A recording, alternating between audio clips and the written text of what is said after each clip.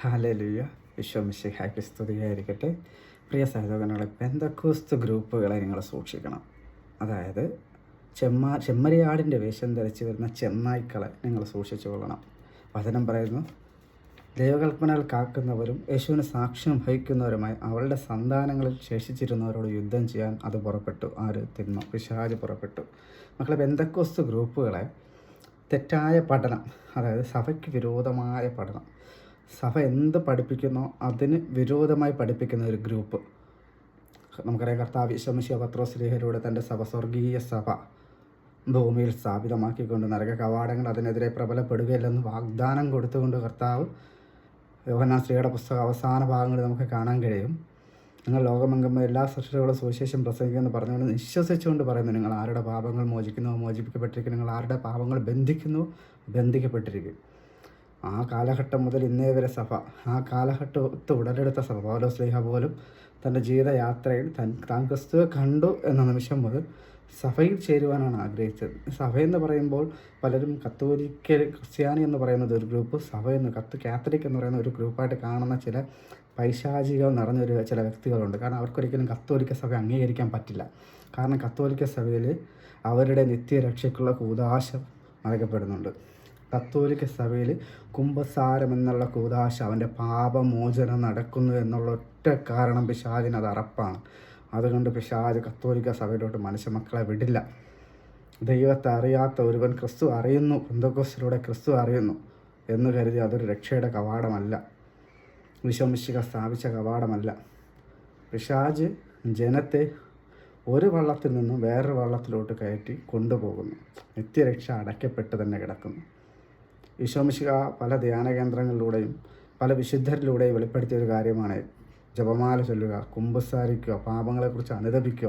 ഇന്ന് പല സുവിശേഷങ്ങളും സമ്പത്ത് എങ്ങനെ ഉണ്ടാക്കാമെന്നുള്ളതാണ് അവരുടെ സുവിശേഷം. അനുതാപത്തിൻ്റെ സുവിശേഷമല്ല. ജെറമ്യ 8 നമ്മൾ വായിക്കുന്നുണ്ട്. അവർ ഏക മനസ്സോട് ചേർന്ന് കർത്താവിൻ്റെ വചനം ശ്രവിച്ചു. ജനം പിന്തിരിഞ്ഞു പോയപ്പോൾ, ജനം അന്ധതയിൽ കിടന്നപ്പോൾ ഒരൊറ്റ വഴി അവർക്ക് തിരിച്ചറിയാനുണ്ടായിരുന്നുള്ളൂ. അവരെല്ലാവരും ഒരുമിച്ച് കൂടി കർത്താവിൻ്റെ വചനം ശ്രവിച്ചു, അനുദപിച്ചു. ഇന്നൊരുവൻ സുവിശേഷ ക്രിസ്തു അറിയാൻ പോകുമ്പോൾ അവിടെ പറയുന്ന അങ്ങനെയല്ല, ഇന്ന് നിൻ്റെ ജീവിതത്തിൽ ഇടപെടും, ഇന്ന് നിൻ്റെ ജീവിതത്തിൽ അത്ഭുതം നടക്കും. ഇതല്ല ക്രിസ്തു പഠിപ്പിച്ചത്. ക്രിസ്തു പഠിപ്പിച്ച ഇതല്ല. ക്രിസ്തു പഠിച്ച അനുതാപത്തിൻ്റെ സുവിശേഷമാണ്. അത് പഠിപ്പിക്കുക. അതാണ് സത്യസഭ, അതാണ് വിശ്വാസം. ഈശോമിശിഹ പിശാചുക്കളെ ബഹിഷ്കരിക്കുമ്പോൾ ജനം പറയുകയാണ്, അല്ലെങ്കിൽ അവിടുത്തെ ഫരിസീയർ പറയുകയാണ്, അവൻ പിശാചുക്കളുടെ തലവനായ ബെൽസബൂളിനെ കൊണ്ടാണ് പിശാചുക്കളെ ബഹിഷ്കരിക്കുന്നത്. അപ്പോൾ ഈശോമിശിഹ എന്താ പറഞ്ഞത്? ഞാൻ പിശാചിനെ കൊണ്ടാണ്, പിശാചുക്കളെ കൊണ്ടാണ് പിശാചിനെ ബഹിഷ്കരിക്കുന്നതെങ്കിൽ നിങ്ങളുടെ പുത്രന്മാർ ആരെക്കൊണ്ടാണ് പിശാചുക്കളെ ബഹിഷ്കരിക്കുന്നത്? സാത്താനെതിരെ ഭിന്നിച്ചാൽ അവൻ്റെ രാജ്യം നിലനിൽക്കുമോ? ഈ വചനം നമ്മളൊന്ന് ഓർക്കണം. സാത്താനെതിരെ ഭിന്നിച്ചാൽ അവൻ്റെ രാജ്യം നിലനിൽക്കുമോ? ഒരിക്കലുമില്ല. ഈശോ എന്നിട്ട് തൊട്ട് താഴെ എന്താ പറയുന്നത്? ഫലത്തിൽ നിന്ന് വൃക്ഷത്തെ അറിയും. നല്ല വൃക്ഷം ചീത്ത വൃക്ഷം നല്ല ഫലമോ തരികയില്ല. അപ്പോൾ ഞാൻ ചോദിക്കുകയാണ്, ദൈവം തൻ്റെ സഭയെ വളർത്തുന്ന ദൈവം ആ സഭയ്ക്ക് വിരോധമായി ദൈവത്തിനെതിരെ തന്നെ ആ ഒരു ഭിന്നിപ്പുണ്ടാക്കുമോ? നിങ്ങളൊന്ന് ചിന്തിക്കുക. സാത്താനെതിരെ ഭിന്നിച്ചാൽ അവൻ്റെ രാജ്യം നിലനിൽക്കുമോ? അപ്പോൾ ദൈവത്തിനെതിരെ ഭിന്നിച്ചാൽ ആ രാജ്യം നിലനിൽക്കുമോ? കണ്ടോ, ഇതൊന്നും മനസ്സിലാക്കിക്കോളൂ. പെന്തക്കോസ്ത് ഗ്രൂപ്പുകൾ എന്ന് പറയുന്നത് ദൈവനിഷിദ്ധമല്ല. അതുപോലെ ചില ജനത, അതായത് മാർക്കോസ് 9 പറയുന്നുണ്ട്, അതായത് യേശുവിൻ്റെ നാമത്തിൽ മറ്റൊരു പിശാചുക്കളെ ബഹിഷ്കരിക്കുമ്പോൾ ഈശോയോട് ശിഷ്യന്മാർ ചോദിക്കുന്നുണ്ട്, കർത്താവേ, ഇവനെ ഞങ്ങൾ ശാസിക്കട്ടെ, ഇവനോട് എൻ്റെ നാമത്തിൽ പിശാചുക്കളെ ബഹിഷ്കരിക്കേണ്ടെന്ന് ഇങ്ങനെയൊക്കെ പറയുമ്പോൾ ഈശോ പറയുന്നുണ്ട്, നിങ്ങൾ അവനെ തടയണ്ട. ഓരോന്നും എൻ്റെ നാമത്തെ നന്മ ചെയ്തിട്ട് ഉടനെ എന്നെ ദുഷിച്ച് പറയാൻ സാധിക്കുകയില്ല. എൻ്റെ ഈശോ പറയുകയാണ്, നമുക്ക് എതിരല്ലാത്തവൻ നമ്മുടെ പക്ഷത്താണ്. ഇന്ന് ഒരുപാട് വൈദികരുൾപ്പെടെ എന്തുകൊണ്ടാണെന്നറിയില്ല, പെന്തക്കോസ്ത് ഗ്രൂപ്പുകളുടെ അതായത് അവരുടെ ദുഷ്ടത തുറന്ന് കാണിച്ച ചില വൈദികർ തന്നെ ഇന്ന് അതിനോട് യോജിച്ചു പോകുന്ന ചില സാഹചര്യങ്ങൾ ഇന്ന് കാണാൻ കഴിയും. ഈശോ പറഞ്ഞ വാക്ക്, നമുക്ക് എതിരല്ലാത്തവൻ നമ്മുടെ പക്ഷത്താണ്. ഈശോമിശിഹയുടെ ശിഷ്യരിലൂടെ സ്ഥാപിച്ച സഭ, കർത്താവ് ഈശോമിശിഹ. ഇന്ന് ഏത് പെന്തക്കോസ്ത് ഗ്രൂപ്പുകളാണ് കത്തോലിക്ക സഭയ്ക്കെതിരെ നിൽക്കാത്തത്? കത്തോലിക്ക പള്ളി കാണുമ്പോഴേ അമർഷം തോന്നുക അവർക്ക്. കത്തോലിക്ക പള്ളിയുടെ ബലിപീഠം കാണുമ്പോൾ അവർ അകറ്റുക ജനതയിൽ നിന്ന്. പിശാച് ആരെ വിഴുങ്ങണമെന്ന് അലർന്ന സിംഹത്തെ പോലെ ഇങ്ങനെ അന്വേഷിച്ച് നടക്കുകയാണ്. അതേ സ്വഭാവം അവർ കാണിക്കുക. ഏത് കത്തോലിക്കനെ കിട്ടുമെന്ന് ഇങ്ങനെ ആലോചിച്ച് നടക്കുന്ന പെന്തക്കോസ്തുകാർ, കത്തോലിക്കരുടെ വീടുകളിൽ നുഴഞ്ഞ് കയറി അവരെ തെറ്റ് പഠിപ്പിച്ച് കൊണ്ടുപോകാൻ ശ്രമിക്കുന്ന പെന്തക്കോസ്തുകാർ. ഞാൻ ചോദിച്ചോട്ടെ, പെന്തക്കോസ്തുകാരുടെ ഉദ്ദേശം ക്രിസ്തു ആണെങ്കിൽ, നിങ്ങൾക്ക് ക്രിസ്തു മിശിഹ ക്രിസ്തുവിനെ സുവിശേഷ വേലയിലൂടെ ജനങ്ങൾക്ക് കൊടുക്കാനാണെങ്കിൽ നിങ്ങൾ കത്തോലിക്കരെ എന്തുകൊണ്ട് പീഡിപ്പിക്കുന്നു? നിങ്ങളുടെ നിങ്ങളുടെ ഉദ്ദേശം ക്രിസ്തുവാണെങ്കിൽ, ഞാൻ ചോദിക്കണം, അവരുടെ ഉദ്ദേശം ക്രിസ്തുവാണെങ്കിൽ അവർ സുവിശേഷമാണ് പ്രസംഗിക്കേണ്ടത്, അല്ലാതെ മതപരിവർത്തനം ക്രിസ്തു അല്ലെങ്കിൽ കത്തോലിക്കരുടെ ഇടയിൽ ചെന്നുകൊണ്ട് ഇത് തെറ്റാണെന്ന് പഠിപ്പിക്കുകയല്ല ചെയ്യേണ്ടത്. അതൊരിക്കലും ക്രിസ്തു ചെയ്യില്ല. ഞാൻ ചോദിക്കട്ടെ, ഇങ്ങനെ ചില സപ്പോർട്ട് നിൽക്കുന്ന വൈദികരൊക്കെ ചോദിക്കുകയാണ്, അപ്പോൾ കത്തോലിക്ക സഭ തെറ്റെന്നാണോ നിങ്ങൾ പഠിപ്പിക്കുന്നത്? കത്തോലിക്ക സഭ ആണ് അവർ ചെയ്യുന്നത്. കത്തോലിക്ക തെറ്റെന്ന് പഠിപ്പിച്ചുകൊണ്ടാണ് അവർ ജനങ്ങളെ അവരുടെ ഗ്രൂപ്പുകളിലോട്ട് ചേർക്കുന്നത്. അത് അംഗീകരിക്കുമ്പോൾ നിങ്ങളും കത്തോലിക്ക സഭ തെറ്റെന്നാണ് പഠിപ്പിക്കുന്നത്. അപ്പോൾ നമ്മുടെ പക്ഷത്തല്ലാത്ത, നമുക്കെതിരല്ലാത്ത നമ്മുടെ പക്ഷത്താണ്. ഏത് പെന്തക്കോസ്തുകാരാണ് നമുക്ക് എതിര് നിൽക്കാത്തതെന്ന് ഒന്ന് ചിന്തിച്ച് നോക്കുക.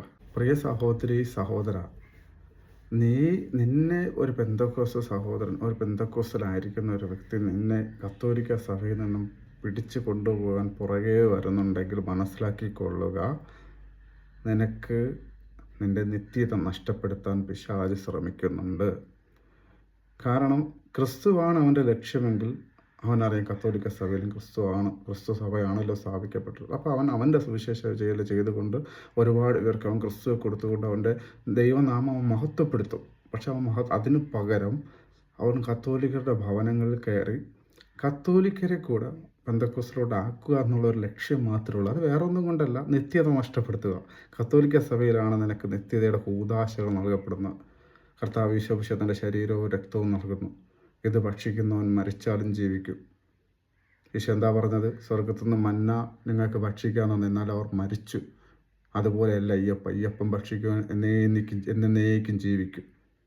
ഈ ജീവൻ നഷ്ടപ്പെടുത്ത പിശാചിൻ്റെ ഏക ലക്ഷ്യം. നമ്മളിപ്പോൾ ചിന്തിക്കുക, ഒരുപാട് ഈ ഒരുപാട് അക്രൈസ്തവർ ക്രിസ്തുവിനെ അറിഞ്ഞത് പെന്തക്കോസ്തിലൂടെയാണ്, അല്ലെങ്കിൽ പെന്തക്കോസ്തിൽ ഇന്ന് ഒരുപാട് അക്രൈസ്തവർ ക്രിസ്തുവിനെ അറിയുന്നു. ആര് പറഞ്ഞ അവർ യഥാർത്ഥ ക്രിസ്തുവിനെയാണ് അവരറിഞ്ഞതെന്ന്? പിശാചിന് ഒരൊറ്റ ലക്ഷ്യമുള്ളൂ, ഒരുവനെ നിത്യനരകത്തിൽ കൊണ്ടുപോവുക. അത് അവൻ മറ്റൊരു സമുദായത്തിൽ നിന്ന് ക്രിസ്തുവിനെ അറിയാതെ നിന്നു. ഇന്ന് ക്രിസ്തുവിനെ അറിയുന്നു എന്ന ആ ഒരു മെൻറ്റാലിറ്റിയോട് കൂടെ അവൻ ചെയ്തുകൊണ്ട് പെന്തക്കോസ്തിലാക്കുന്നു. അവിടെ ആയാലും അവൻ ഇത് തന്നെ അവസ്ഥ, ഇവിടെ ആയാലും അത് തന്നെ അവസ്ഥ. കാരണം നിത്യരക്ഷയില്ല, കുമ്പസാര, അനുതാപത്തിൻ്റെ ശുശ്രൂഷ അവന് നൽകപ്പെടുന്നില്ല. ഇത് പിശാചിൻ്റെ തന്ത്രപൂർവമായ അവൻ്റെ ഒരു കടന്നുകയറ്റമാണ്. ഇത് തിരിച്ചറിയണം നമ്മൾ. നമ്മൾ ഈശോയോട് ചോദിക്കുക. ഇത് തിരിച്ചറിഞ്ഞാൽ മാത്രമേ ഇന്നത്തെ കാലഘട്ടത്തിൽ നമുക്ക് നിലനിൽക്കാൻ പറ്റത്തുള്ളൂ. അതാണ് ഈശോ പറഞ്ഞത്. ദാനിയേൽ പ്രവാചകൻ്റെ പുസ്തകത്തിൽ പറയുന്നുണ്ട്, 8-ാം അധ്യായത്തിൽ പറയുന്നുണ്ട്. എന്താ പറയുന്നത്? നിരന്തര ബലി നിർത്തലാക്കപ്പെടുന്ന കാലഘട്ടം വരും.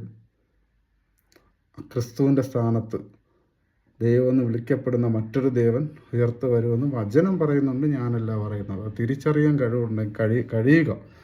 ചില വൈദികർ, ഒരുപാട് വചന പ്രഘോഷരായ വൈദികരുണ്ട്. അവർ പോലും ഇത് അശ്രദ്ധയോടെ കൈകാര്യം ചെയ്യുന്നത്. ഈ സഭയിൽ കടന്നു പറഞ്ഞ ചില ഭിന്നിപ്പിൻ്റെയൊക്കെ ദുഷ്ടാരൂപിയെ ഈ ഗാനങ്ങളിലൂടെയൊക്കെ ഒരുപാട് വരുന്നുണ്ട്. അതും തിരിച്ചറിയേണ്ടത് നമ്മുടെ ഒരു ഉത്തരവാദിത്വം കൂടിയാണ്. സഭയിലായിരുന്നുകൊണ്ട് പൗലോസ്ലീഹ എന്താ പറഞ്ഞത്? ഞങ്ങൾ പഠിപ്പിച്ചതല്ലാത്ത മറ്റൊരു സുവിശേഷം നിങ്ങൾ ആരെങ്കിലും പഠിപ്പിച്ചാൽ അവൻ ശപിക്കപ്പെട്ടവനാകട്ടെ. അതായത് ജനം പോകുന്ന പറയണേ. ഇങ്ങനത്തെ സുവിശേഷങ്ങൾ കേൾക്കുമ്പോൾ ജനം ഓട്ടോമാറ്റിക്കായിട്ട് ഇങ്ങനെ മണ്ണലൊലിച്ച് പോകുന്ന പോലെ ജനം പോകും. കാരണം അവരുടെ അഭിരുചിക്കനുസരിച്ച് കിട്ടുന്ന സുവിശേഷത്തിനെ അവർ നിൽക്കുകയുള്ളൂ. അനുതാപമല്ല അവിടെ വേണ്ടത്. അവരുടെ അഭിരുചിക്കനുസരിച്ചുള്ള ക്രിസ്തു, ആ ക്രിസ്തു സഭയിലില്ല. സഭയിൽ വിശുദ്ധിയുടെ ക്രിസ്തുവേ ഉള്ളൂ. നിത്യരക്ഷയുടെ ക്രിസ്തു മാത്രമേ സഭയിലുള്ളൂ. അവനവൻ്റെ അഭിരുചിക്കനുസരിച്ചുള്ള ക്രിസ്തു ഇന്ന് ലോകത്തെമ്പാടുമുണ്ട്. അതുകൊണ്ടാണ് കാണുന്നിടത്തെല്ലാം church of God, Jesus vision, ഇമ്മാനുവലും, അങ്ങനെ പല ക്രിസ്തുമാരാണ്. കാരണം അവനവൻ്റെ അഭിരുചിക്കനുസരിച്ച് അവനവൻ ഓരോ ക്രിസ്തുവിനെ തിരഞ്ഞെടുക്കുകയാണ്. അതുകൊണ്ട് ഈശോ പറഞ്ഞാണ്, നരക കവാടങ്ങൾ ഇതിനെതിരെ പ്രബലപ്പെടുകയില്ല. നിങ്ങൾ എവിടെ പോയാലും തിരിച്ചറിഞ്ഞുകൊള്ളുക. കാരണം ഞാനൊക്കെ ഇവിടെ എല്ലാം പോയി കർത്താവിനെ ഓരോ മേഖലയിൽ കൊണ്ടുപോയി സത്യവിശ്വാസം എന്തെന്ന് തിരിച്ചറിഞ്ഞ് നിൽക്കുന്നതാണ്. അതുകൊണ്ട് എത്ര ആധികാരികതയിൽ ഇത്രയും കാര്യം മനസ്സിലാക്കി ഞാൻ നിങ്ങളോട് പറയുന്നത്. പിശാചിൻ്റെ ഒറ്റ ലക്ഷ്യമുള്ളൂ, നിങ്ങളെ നിത്യനരകത്തിൽ കൊണ്ടുപോവുക. അതിനവൻ എന്തും ഉപയോഗിക്കും. ഈശോ തന്നെ പറഞ്ഞില്ലേ, എൻ്റെ നാമത്തിൽ നിങ്ങളെ വഴിതെറ്റിക്കാൻ പല വ്യാജ ക്രിസ്തുമാർ വരും. എന്നിട്ട് നിങ്ങൾക്ക് തിരിച്ചറിയാൻ പറ്റുന്നില്ലെങ്കിൽ അത് വളരെ ദുഃഖകരമായൊരു കാര്യമാണ്. മനസ്സിലാക്കുക, സഭയാണ് ഏക രക്ഷയെന്ന് സഭയിലൂടെ മാത്രമേ രക്ഷയുള്ളൂ. ആരൊക്കെ എന്തൊക്കെ പറഞ്ഞാലും എന്തൊക്കെ എതിർപ്പ് വന്നാലും പറയുകയാണ്, സഭയിലൂടെ മാത്രമേ രക്ഷയുള്ളൂ എന്നത്. സഭയാണല്ലോ രക്ഷ, ക്രിസ്തുവാണല്ലോ രക്ഷ, സഭയിലൂടെ ആണല്ലോ ക്രിസ്തു രക്ഷ പ്രാധാന്യം നിങ്ങൾക്ക് വാഗ്ദാനം നൽകിയിരിക്കുന്നത്. അതാണ് ഈശോ പറഞ്ഞത്.